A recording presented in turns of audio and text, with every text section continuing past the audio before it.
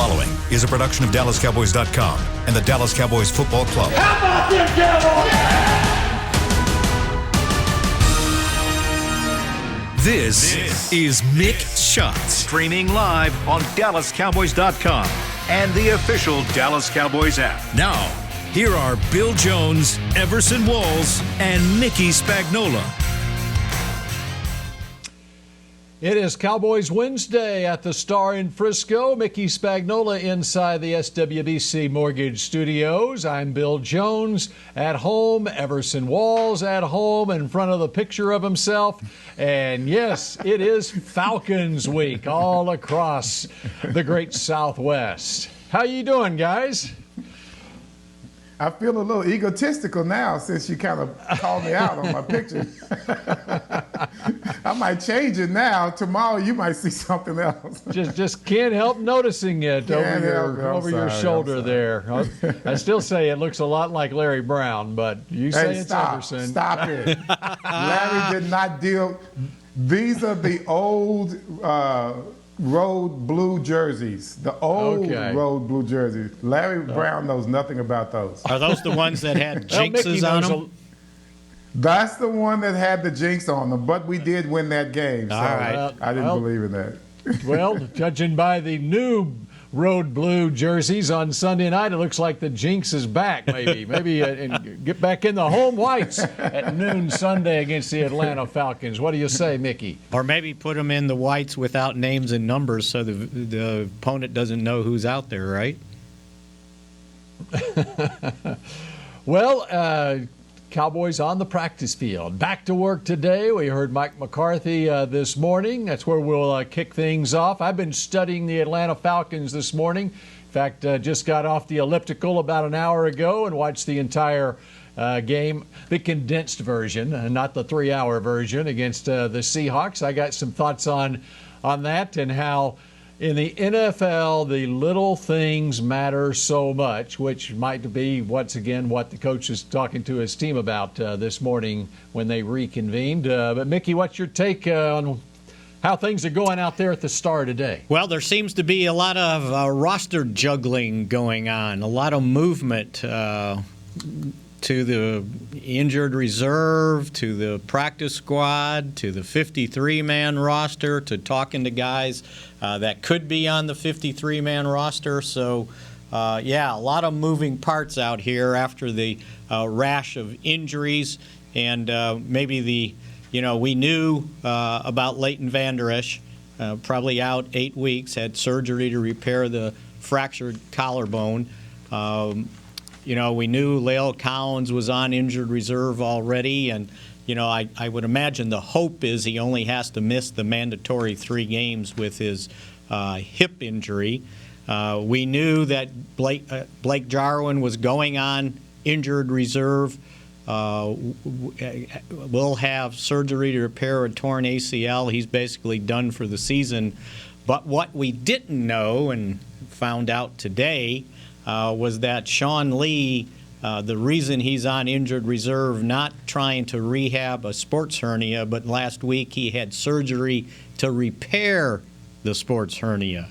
And he's likely out, going to miss 6 weeks, so 5 more after this week, or after the first week of the season. So that's somewhat concerning because you were hoping that Sean Lee would be back, kind of grit your teeth, 2 more games, and then he'd be back on the field, but not so much. So I think the Cowboys understand, and also with Cam Irving, sprained MCL.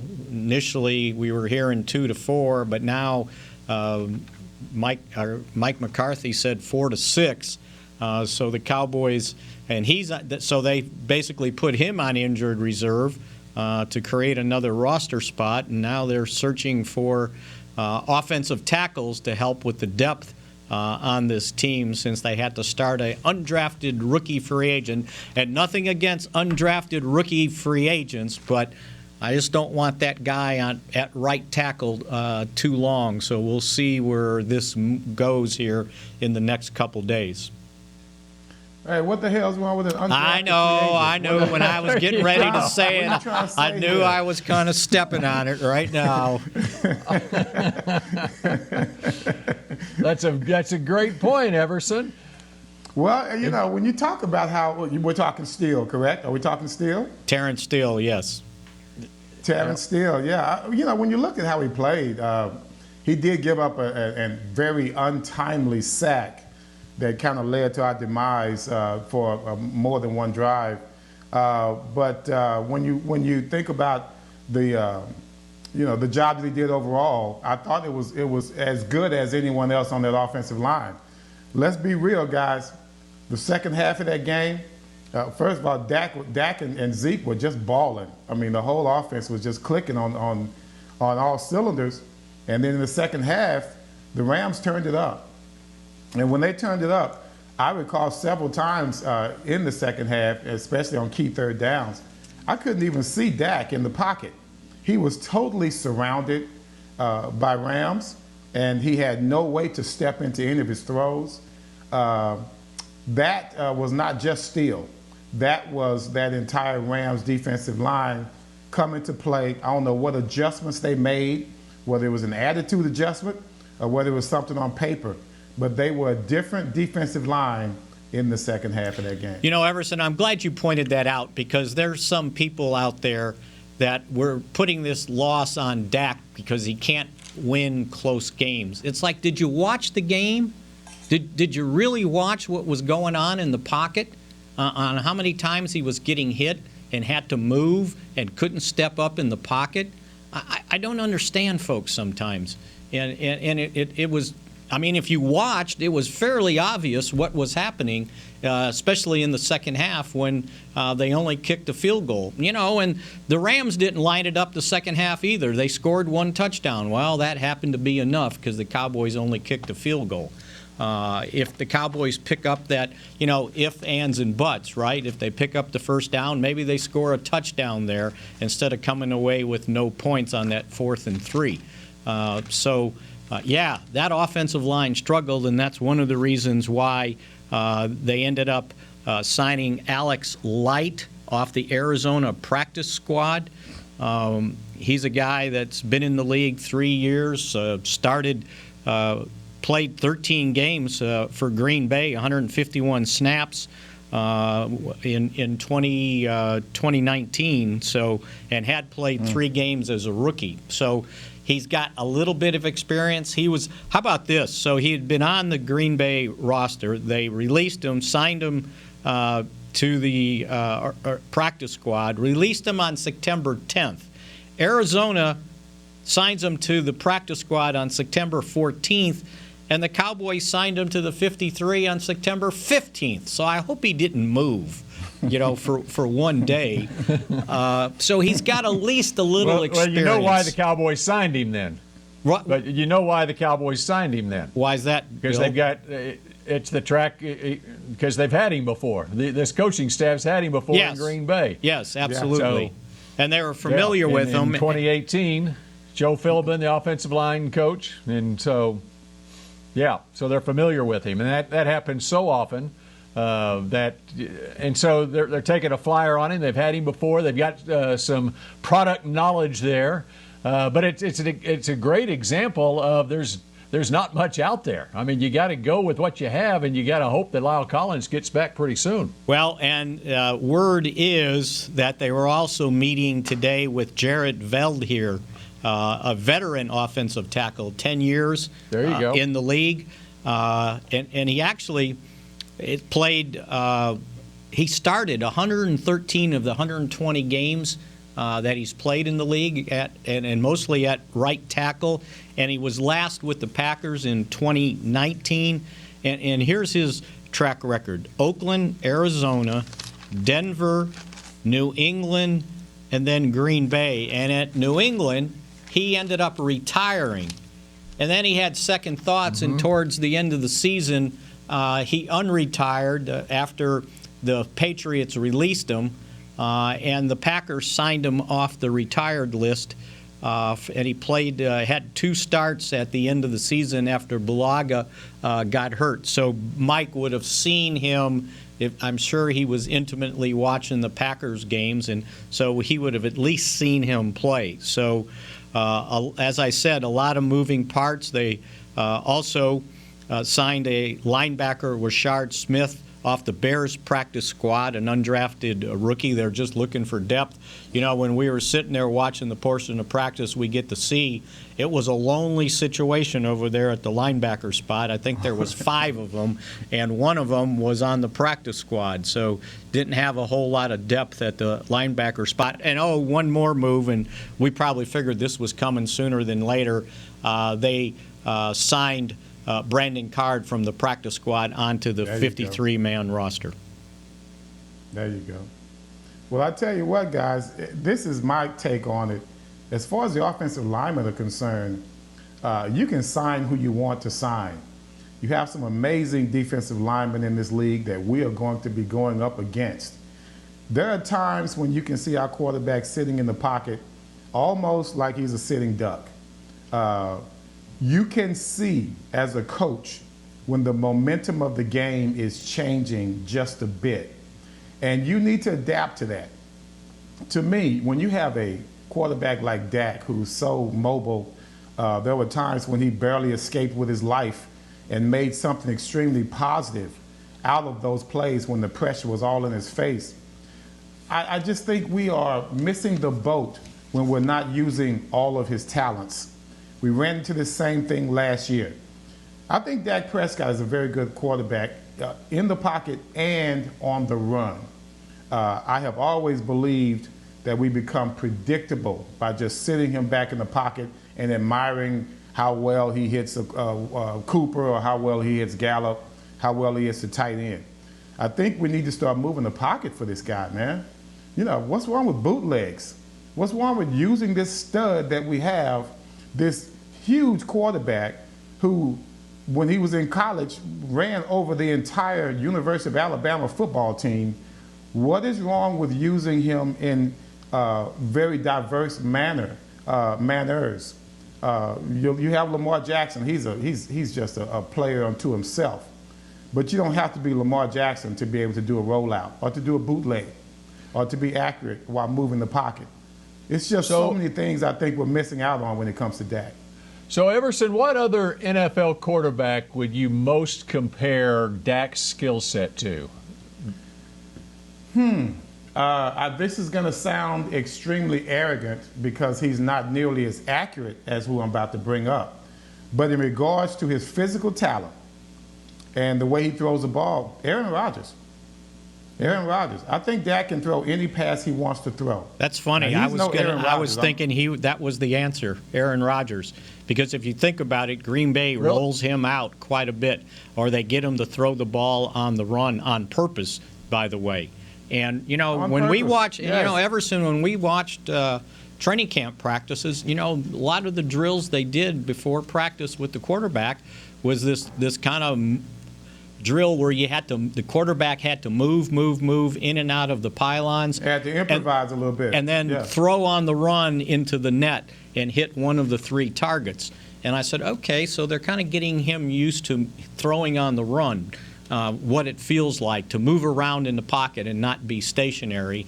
And I thought, okay, here's what's going to happen. And they used a lot of boots last year, get him out of the pocket and throw to the tight end.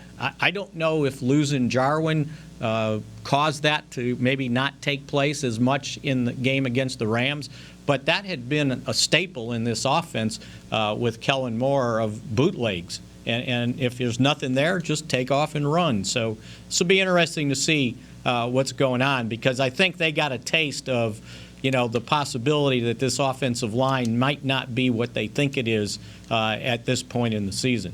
Oh, and one other note, Jordan Lewis, actually this was the first time he took part in drills in practice. The last week he was basically doing resistance cord kind of conditioning type stuff, but this was the first time he actually was taking part in the drills that we were able to watch. And Randy Gregory must have passed all his COVID-19 tests because he was out on the field doing conditioning work with the trainers. So he's still got 5 weeks to go. It was a temporary reinstatement, and he had to miss 6 weeks, but he's allowed to do conditioning work, individual training drills, along with sit-in on team meetings. So it looks like his clock's starting on his way to being ready to go after the 6-week period.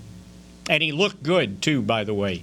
Didn't look like, remember, he always looked like he needed to eat more, right? When he got here, he was, like 235, 40 pounds. But he looks good. So, and judging from the tweet when he got conditionally reinstated, a pretty happy camper, and was thanking a whole bunch of people who helped him get back to this stage of the game. And if he can come back to do anything remotely close to what Aldon Smith did, the Cowboys will hit another home run with this guy. All right, we're just getting started on this edition of Mick Shots. I've got my thoughts on what I saw from the Falcons against the Seahawks, a loss in their season opener. They're in the same boat the Cowboys are in as they head here this weekend for the noon kickoff on Sunday at AT&T Stadium, where, yes, there will be fans in the stands. And we're back with much more Mick Shots in just a moment. Hey there, Cowboys fans. With Tide Cleaners at-home pickup and delivery, cleaning your clothes has never been more convenient. Simply sign up at your local store, set out your dirty clothes, and one of our Tide Cleaners professionals will come directly to your home for a totally contactless experience. Your clean garments will be returned promptly the next scheduled delivery day, so skip the errand and enjoy life, not laundry. Visit TideCleaners.com or your local store to sign up for Tide Cleaners at-home pickup and delivery today. Make the most of summer with Ford, America's best-selling brand, during the Ford Summer Sales Event. With great offers on a huge selection of Ford SUVs and the largest selection of truck inventory to choose from. Get huge offers across the Ford lineup. So grab the family and head out. Ford's helping you make the most out of summer. It's easier now during the Ford Summer Sales Event. Based on 2019 calendar year total sales. Based on Autodata compact and full-size stock inventory as of June 2020. Want to use what the pros use? How about the official men's skincare brand of the Dallas Cowboys, Jack Black? Right now you can get the Jack Black Starter, a curated collection of Cowboys locker room favorites for just $10 with free shipping. The starter includes 4 Jack Black skincare favorites plus a full-sized intense therapy lip balm. Go to getjackblack.com/Cowboys and use the code word TEAMJB. That's getjackblack.com/Cowboys. The Jack Black Starter, $10, free shipping. I'm Jay Novacek, former tight end for the Dallas Cowboys. Back in the day, I was the guy who always got the tough yards, and that's why I run with John Deere today. In fact, I have a John Deere 3025E tractor that can handle any yard work I need to do, even the tough yards way out back. So if you have 1 acre or 1,000, John Deere has the equipment that's just right for you. Visit a John Deere dealer today and run with us. We are the official tractor provider of your Dallas Cowboys. Back to Mick Shots. Let Dallas Cowboys Rhythm and Blue entertain you with some of the best hip-hop talent in the area, whether it's the high-energy co-ed dance team or the dynamic drum line. Either can be booked to provide a unique and unforgettable experience for your virtual or in-person event. Visit DallasCowboys.com/DCRB for more information or to book today. Tell you what, I've done, yesterday I was at the Tostitos Championship Plaza at the Star in Frisco doing a live shot at 6 o'clock, and there's a lot of activity at the Star. You have, looks like youth league flag football teams. They'll use the football field there, and they'll conduct their practices there. You got cheerleading, youth cheerleaders that are there on the practice field there. They serve it as a practice field, basically, right there by the hotel. And you couldn't tell we're in a pandemic. Everyone is socially distanced. I will say that. It's not like they're violating anything. You're supposed to be, if you're around people, supposed to be outside. And if you're not active, they've got masks on and stuff. But it feels good that there are people out and about around the Star. So, Bill, did you figure out I'm so glad we're getting back to normal. Bill, have you figured out was what that? 25% of the Cowboys' capacity will be that will be allowed in since Mike McCarthy? What's the official capacity? Is it not? Is 90,000 the official capacity? It's like 90, 92, somewhere in there. Yeah. Okay. Give me so that 25%. 25% of 80,000 is 20,000. Yes. And 25% of 100,000 is 25,000. Right? So it'd be 90. 22.5. Okay, very So good. it'd be 22.5. And I read So that. that's your. I read that the attendance of people sitting in the suites won't count against that 25%. Like that's a private club area. I assumed that the suites were closed. No. I didn't think they would be in the suites. They are open, not the bunker suites now, but the ones on the top of the Not field level. Yeah. second level, third level, fourth level, whatever. They're good to go. Uh-huh. So that does not count. That does not count as stadium attendance. That's what I read from one of the representatives that's kind of in charge of this whole deal out at the stadium. So that's like their private homes. It's Yes. their weekend getaway home. And they don't have to. That they own. And I think and assuming the windows are closed or whatever, and you're inside the suite, then social distancing is up to you. Mm-hmm. Okay, I think one of the interesting things is, okay, say they got 22,500 people in there. Okay. Is where are they going to be seated? Because I've been to high school games at AT&T Stadium where they don't even open the upper deck, where it's the lower bowl basically, and people are a lot, especially in the end zones, they'll be socially distanced, even though it wasn't socially distanced, wasn't the thing then. It was just that was the number of people that they had, and people just like to have elbow room, whatever. They were watching the games. I wonder how many you can fit in the lower bowl. No, that's not. And be in pods. Yeah, it's going to be in pods. And you know what? When they sent out the notice that they were, they had completed the sales to the season ticket holders, they had first dibs on as many as 6 tickets, but you had to keep your 6-person party in a pod. Then they put on single game tickets. And for this game, when I clicked on it, they were selling the 400 level tickets for $89 for a single game. So wow. I would imagine you got to sit in the seats you buy. There's no just moving around and sit where you want. So they and supposedly reading this article. And by the way, if anybody is thinking of going to the game or they are going to the game, check out the Dallas Morning News. It was a pretty extensive description of what game day would look like. And, the entrances, how many entrances they'll be able to use to keep the crowd from lining up. And the fact that if you want to buy food, it's going to be in prepackaged containers. And there's going to be actually people walking, security walking through the stadium and make sure this isn't like NASCAR when they had the race in Fort Worth and people had to wear a mask and they wore it to get in, and then once they were in, they took them off. And they're going to be reminders that you've got to keep your mask on while you're watching the game. Well, not just that. When you're dealing with the Cowboy legends, I'm one of them. That entire program was dismantled for this season. So you're not signing autographs before the game? If I sign autographs before the game, it'll be at some outdoor tailgate. Uh-huh. But in regards to going around and visiting suites and things of that nature, no, that is off limits. That has been discontinued for this season. And I think I read where there wouldn't be any tailgating either. Yeah. Well, thanks a lot, guys. I'm asking for a raise for today. Can I renegotiate my contract? As I told somebody on Twitter when they complained about something, I said, welcome to 2020, baby. That's it. That's it. Well, it is going to be interesting to see what it looks like with fans in the stands. And taped the Mike McCarthy show last night. Right off the bat, I said it's going to be kind of strange. You're actually going to have fans in the stands on Sunday. Well, he remarked about how strange it was in L.A.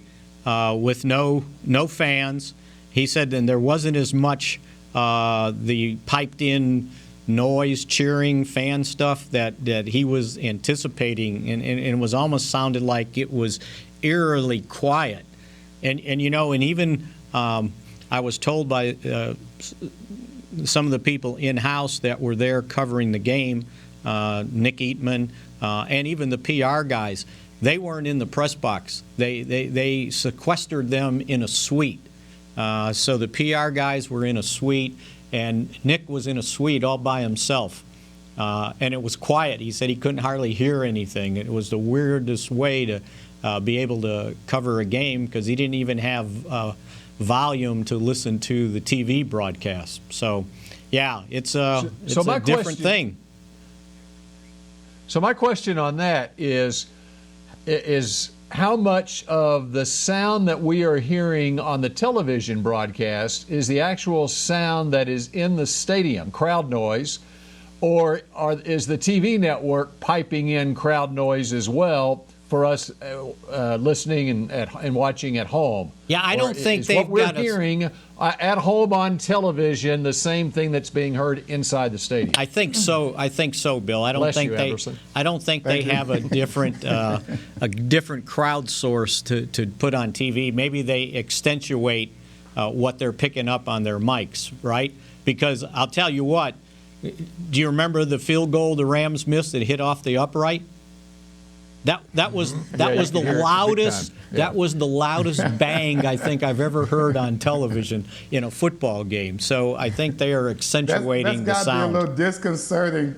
That's got to be a little disconcerting to the field goal kicker because his failure is amplified. Yes. By the fact that there's no. I mean, I will say this. I have been to a Ranger game, or the first series that the Rangers played, and all the crowd noise that you're hearing on the Rangers broadcast, that's what they're hearing in the ballpark on the home games. And so, but I think there are some TV networks are piping in crowd noise. I can't recall which ones are doing that, but others are not. I mean, if you think about watching the hockey games, the playoffs, you can hear the skates on the ice. So they've got mics all over the place trying to pick up sound. Yeah. In basketball, sometimes the squeak of the tennis shoe was mistaken for a whistle. But they do a lot better job, I thought, in Orlando of kind of putting the crowd noise in. They were very timely on how they put it in. And there were times when I was watching the game and you actually think that there are people at the game. I'm not talking about the bench because they can't be heard over the quiet. But for the most part, they pipe in those cheers, and the different types of cheers that they pipe in are what I liked about it. There was some jeering, not just clapping and cheering, but there were jeers, and I think they even put in a few boos, and like a little calamity was going on there. So they were very varied on what sounds and types of cheers they were using. I thought that's what the NFL would do. It would be great for the atmosphere. Right. And I talked to Mark Cuban about it prior to the NBA season starting, and they have an app, and I never explored it after the season started. They had an app where people could actually go online or with an app and put in crowd noise, and whether they actually had any effect or not, I don't know. There's probably someone just doing it and not even paying attention to what people are inputting. But anyway, all right, I'm not sure if I have time to get into the Falcons. Well, we can get started and then we can continue. All right, when you saw, and I don't know if y'all been able to watch the Atlanta-Seattle game at all, but basically when you saw the final score of that game, what did you think? It was 38-25 Seattle. I thought it was a track meet. It wasn't just the score that I looked at. It wasn't just the score that I looked at, Spags. It was Russell Wilson's numbers. He only missed 4 passes. if I'm not mistaken. 31 out of 35. 31 out of 35. Yeah, and we're talking right. 35 passes, and you only missed 4. That doesn't bode well for what I expect to see this week for the Falcons defense, and especially the secondary. That is almost perfection. And let's face it, Russell Wilson's a hell of a player, but he's not that good. I mean, really, no one's that good to be playing like that. And if I'm not mistaken, and of course, no crowd was there, but that was an unfamiliar field, correct? Was that not on the road? There was at Atlanta, yeah. In Atlanta. Yes. Yeah. Did you see what his quarterback rating was? No. 143.1. And a lot of that has to do with 4 touchdowns, no interceptions, and throwing for 322 yards. Yeah, 31 out of 35. Okay, and what they did a lot with him is what they do a lot with him all the time is they rolled him out. You talk about those bootlegs and so forth. First pass attempt of the game, though, he got sacked by Tack McKinley for Atlanta, and it was a bootleg, and the defensive end, he just pinned his ears back, and he saw it coming, and he was immediate sack. But their first touchdown, they took advantage of that. Seattle did. They ran basically the same play, released the running back, and McKinley was in no man's land, and it was the easiest touchdown ever scored, whatever. I think that the Cowboys, and when I asked you last segment about which quarterback in the league that Dak is most similar to, the guy that, for me, it's Russell Wilson. And I think that the Cowboys, it's a Brian Schottenheimer offense that Seattle runs. McCarthy, he's from that Schottenheimer tree himself, Brian's dad, Marty Schottenheimer.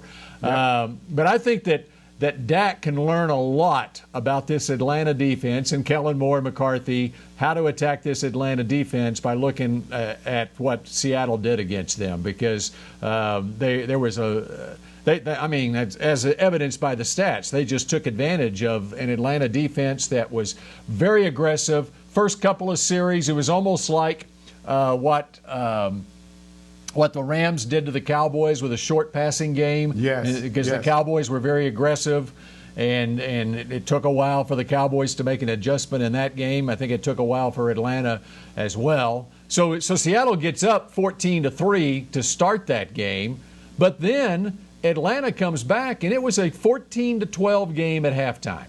Okay? Very similar to the Cowboys-Rams game. Cowboys led 14-13 at the half against the Rams.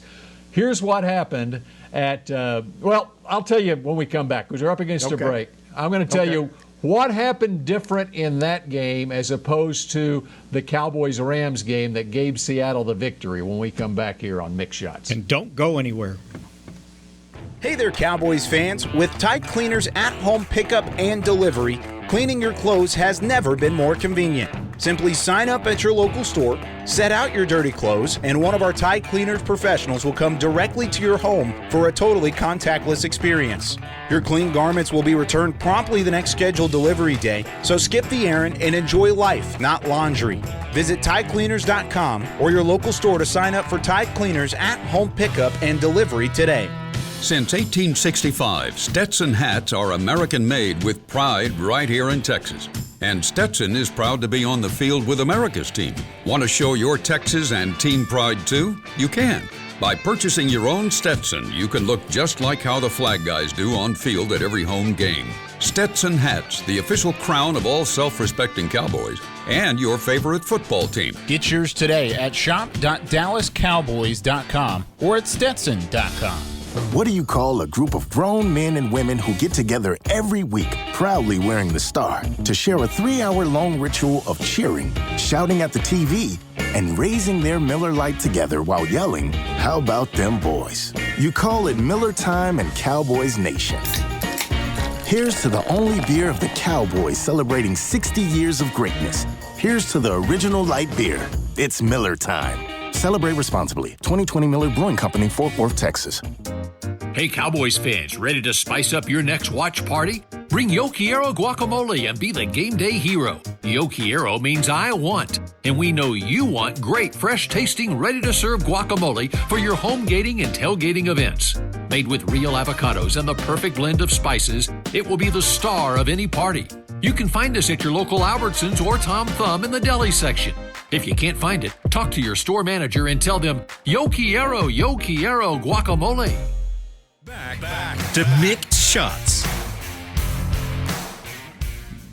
The Cowboys are celebrating styles and designs worn by players and coaches over the last 60 years. The Dallas Cowboys Pro Shop introduces the new era 1960 headwear collection. Find the full assortment at your nearest Cowboys Pro Shop and on shop.dallascowboys.com. All right, final segment here of Mick Shots. We got about 11 minutes to go here. Let me continue with what we were talking about before the break, looking at that Seahawks-Falcons game and how the Cowboys can learn some lessons from it. And there's just a little bit of irony in this as well. Of course, everyone talking about the 4th and 3 decision that Mike McCarthy made that did not work against the Rams. Well, this was a little earlier in the game. In fact, it was the first possession of the third quarter. Seattle had a 14-12 lead on Atlanta, and of course, when McCarthy made his decision, the Cowboys were trailing by 3. But it's interesting. The Seattle faced a 4th and 4 at the Atlanta 38-yard line. Okay, they're ahead by 2 points, 14-12. And Seattle's, you're kind of in no man's land there, whether you want to punt them down and try to, coffin corner it or whatever, or go for it. Okay, they're 4th and 4 at the 38-yard line. They decided to go for it. So what do? They throw a touchdown pass. Okay, they surprised them. They went deep, touchdown. Okay, so now all of it. So they're all right. Let's say it's incomplete. All right, let's say they don't get the first down. Now you just gave Atlanta the football with good field position, and you're only ahead 14-12, okay? You weren't even trailing in the game, and they went for it and made it, okay? But how much confidence does that instill in your team, especially first game of the year? You make a decision like that. We go for it. It works. Now you're ahead 21-12. Also, now you got a 9-point lead on Atlanta. Atlanta gets the ball back. About the same spot on the field, about the 38-yard line. They face a 4th and 3, 4th and 2, something like that. They're in punt formation, and Atlanta runs a fake punt. Well, they execute it. The up back, he gets the first down, but Marquise Blair for Seattle, he comes in, puts his hat on that football, knocks it out. Seattle gets the turnover. Seattle gets the football at the 40-yard line, and a few plays later, they've got another touchdown, and Seattle leads that game 28-12. In a matter of basically 2 plays, a matter of 6 plays there, whatever it was, okay, they went from a 14-12 lead to 28-12, and Matt Ryan is throwing 54 passes the rest of the game instead of the balanced offense that Atlanta wanted to have. But I thought it was just a great example of when it works, you're a genius. And think about with McCarthy, had that play worked, and the Cowboys got a touchdown on that possession. Here he is coaching his first game with the Cowboys, and I didn't agree with the decision at the time, but now that I look back at it, what if it had worked? And what if the Cowboys take the lead? Well, the game plays out entirely differently the rest of the way because now the Rams are having to play from behind, and their play calling, their play selection is totally different, and the Cowboys have the upper hand the rest of the way. I think it was great little contrast, and it worked for Seattle. They get basically in the NFL what amounts to a blowout win by 13 points, and it doesn't work for the Cowboys, and Cowboys can't wait to play again and try to get back on the horse. Yeah, 24-20 was a big difference, wasn't it? Wouldn't it have been? Well, when you start talking about the difference between a successful play and an unsuccessful play, it depends. That makes everything depend on where the dominoes fall from there. You could look at the Cowboys game. I bring it up all the time. Cowboys game last year. The Dolphins were about to score against us. I think it was going to be before the half or before the end of the quarter. They're in scoring position. I think they were inside the 15-yard line. Here we are now. This game was a blowout for us. It was one of those easy games we had when we started off 3-0, and all of a sudden the wheels fall off and the true Cowboys emerged. Well, the true Cowboys were in that Dolphins game because we were about to give up a rushing touchdown, and for some reason the Dolphins running back pulled a Sanchez, I guess that's for lack of a better term. He tried to extend as he was going down, and the ball hit somebody's butt and they fumbles. Well, from there, I believe we go down and score, and the route is on. So when you look at these routes, there are certain times in the ball game where these key moments made a difference in that route and allowed that route to happen. So the Cowboys had a few of those instances last year, and it always made me nervous because we showed incompetence against the run even while we were routing people. So you're right, Bill. Those little gambles, they can work for you or they cannot work for you, and it just might determine what the attitude is for your entire team for the rest of the season. Because like you said, if we make that first down, we're looking at this game possibly in an entirely different light. Our constructive criticism, for lack of a better term, that we put on this show would be a little bit more favored, and it will be a little bit more in the Cowboys' favor when it's all said and done. So that's why I'm not going to panic too much about this first game, but there are things that continued from last season that still gives me pause. I thought Mickey was going to chime in there. No, what I was going to say is you mentioned the 2 touchdowns that Seattle scored. They ended up scoring 17 consecutive points. Now, I don't know if at that point that takes Atlanta out of what they would have liked to do, but Matt Ryan threw the ball 54 times. 50, is that their offense? Because they only rushed for 72 yards. So I'm thinking maybe they took them out of their game at that point. They definitely did. They definitely did. If you go back and look at the beginning of that game, what they do on the first 3 plays of the game. First 3 plays of the game, they handed the ball off to Todd Gurley. Okay, their new running back. And I think 4 out of the first 6 plays, Gurley ran the ball and then he caught a pass. They obviously were intent on establishing Gurley. That was their big offseason move where they got Todd Gurley. You know, I think the other thing that's interesting, and Mike McCarthy mentioned this a few weeks ago, talking about watching the TV copy when he's scouting opponents, the TV copy and listening to the announcers as well as the coaches' film. And I think I would think any NFL team, whether the coaches do it or not, someone needs to listen to the TV broadcast of whoever your opponent is, because there's a lot of times where the analyst will give away secrets. I agree with you 100%, Bill. That happens. And if you listen to the broadcast, and I don't even know who the announcers were. I didn't recognize the voices, but whoever the analyst was on that Atlanta-Seattle game, he kept talking about early in the game, Atlanta really wants to establish Todd Gurley here. And so there's a lot of times that coaches, NFL coaches, they think it's in confidence. They're just giving, they're not expecting the analyst to go on the air and basically give away their, what their mindset is as they go into the season. But you can pick up on little things there, and sometimes it's more subtle than others. But I think that's one thing that Atlanta, what the analyst was saying was that's one of the things that when they looked at themselves this offseason, they really wanted to. Because we didn't establish the run last year, we really wanted to get back to running the football. And so, in fact, McCarthy at his press conference today said something about, well, they really want to throw the ball.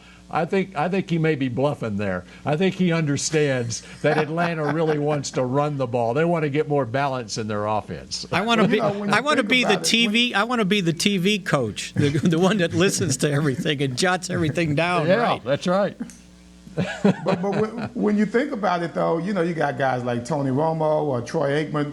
They talk to the coaches and the key players that Saturday before the game. You can get all types of information from that. Mm-hmm. And I have always thought that, Bill. It's so funny that you mentioned something like that, but kind of coaches, they let the guard down. The coaches let their guard down with the network guys. But then that's what the whole interview is for.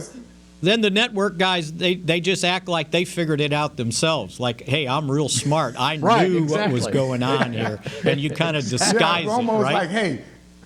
Romo was like, hey, they're going to run this play right now. Well, Romo was just at the practice yesterday, so he just saw the plays. But when you talk about that, going back to the Falcons game, and it just lends credence to what I've always said about a team game. Russell Wilson had help early on in that game. And what helped was the fact that guy put his hat on the ball. Mm-hmm. His defensive player or his special teams player put that hat on the ball. He didn't leave it up to Russell Wilson to come back out after the Falcons had driven all the way down and scored. They made the play themselves, and they put their offense in scoring position. In order for this team to be successful, guys, I've said it over and over again, they have to be mistake-free. They have to be known for being mistake-free, which we did not do that in the Rams game. They have to be known to have a defense that makes critical plays, which we did not make, on especially third downs, an indicator of that. Offensively, the same thing. We do not capitalize off of each other's big plays. As a matter of fact, we let the opposition's big plays determine how we play. So as a team, I don't care how many superstars you can have Russell Wilson, you can have Dak Prescott, Aaron Rodgers. Your defense and your special teams, they have to come to play as well. Hey, they gave you an interception. What else do you want? One. By the way, we're out of time here, but that Atlanta special teams coach, he called the perfect play, the great fake punt. He didn't account for the fact that Marquise Blair was going to put his hat on Sherrod Niesman in the football, and it didn't work. So it's all about execution. All right, we will be executing again tomorrow here on Mick Shots, and we will see you then. This has been a production of DallasCowboys.com and the Dallas Cowboys Football Club. How about this, Cowboys?